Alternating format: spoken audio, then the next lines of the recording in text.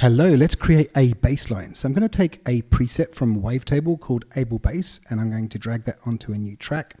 I'm then going to create a empty MIDI clip like that.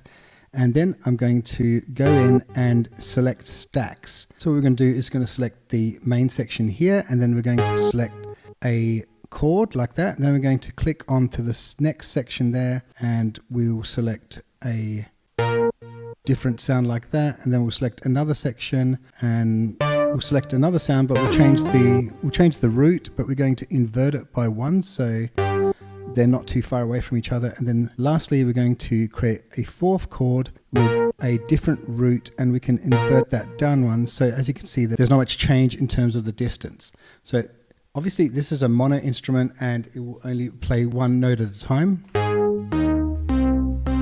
But if we drop a arpeggiator in like this, and we start with the rate of 1/18, let's take a listen.